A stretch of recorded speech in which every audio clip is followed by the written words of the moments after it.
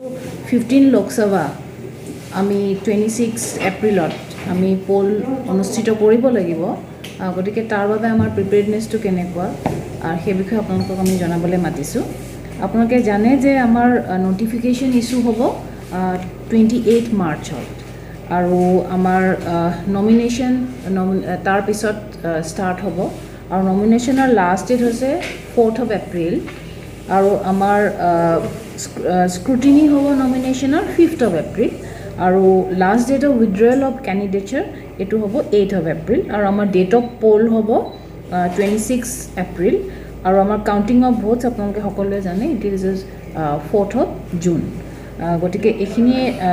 আমাৰ মেইন শ্বেডিউলটো ইয়াৰ উপৰিও আমি আমাৰ ইয়াত কিমান ভোটাৰ্ছ আছে আপোনালোকক আমি জনাব বিচাৰিছোঁ যে ইয়াত এইবাৰ আমাৰ দুটা সমষ্টি হৈছে এটা আমৰি আৰু ৰংখাং আৰু টোটেল আমাৰ ভোটাৰ হৈছে 2.25 lakhs গতিকে আমাৰ আমৰিত আছে 172টা পলিং ষ্টেচনছ আৰু ৰংখাঙত আছে 140 পলিং ষ্টেচনছ আৰু ইয়াত আমি তাৰ বাবে আমি প্ৰতিটো সমষ্টি আমি 10টা সেক্টৰ 10টা জোনকে ভাগ কৰিছোঁ আৰু দুইটা এটাত আপোনাৰ ধৰক আমৰিত 10টা জোন থাকিব আৰু ইফালে ৰংখাঙতো 10টা জোন থাকিব নহয় 5টা জোন হ'ব টোটেল 10টা জোন হ'ব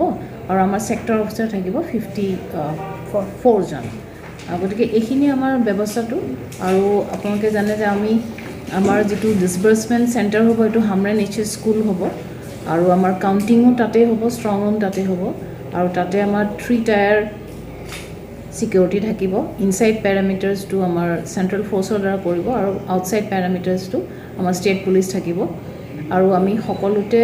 সকলো টিমৰ লগত আমাৰ পুলিচ প্ৰটেকশ্যন থাকিব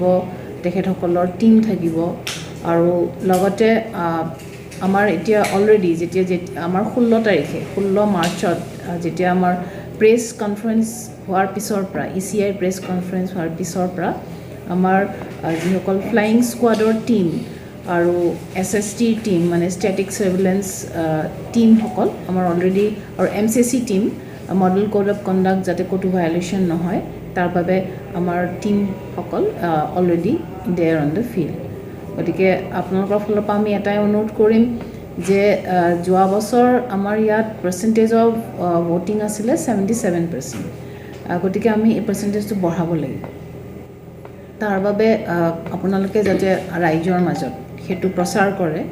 তেখেতসকল যাতে সেইদিনাখন ওলাই আহে তাৰ বাবে আপোনালোকক মই অনুৰোধ কৰিম আৰু এইবাৰ এটা নতুন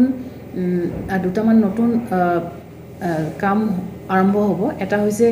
85+ যিসকল ভোটাৰ্ছ আছে তেখেতসকলে হোম ভোটিং কৰিব পাৰিব আৰু যিসকল ফিজিকেলি হেণ্ডিকেপ তেখেতসকলেও হোম ভোটিং কৰিব পাৰিব আৰু যিসকল আমাৰ ইলেকশ্যন ৰিলেটেড যিসকল অফিচিয়েলছ আছিলে তেওঁলোকে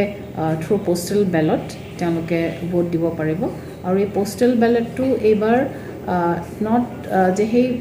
বেলটখন পোষ্টত নাযাব এইবাৰ আমাৰ ইয়াত এটা ফেচিলিটেশ্যন চেণ্টাৰ হ'ব আৰু য'ত ট্ৰেইনিং হ'ব তেখেতসকলৰ সেই ফেচিলিটেশ্যন চেণ্টাৰত আমি পোষ্টেল বেলট বুথটো বহাম আৰু তাতে তেখেতসকলে ভোট দিব পাৰিব যিসকলে পোষ্টেল বেলটৰ কাৰণে এপ্লাই কৰিব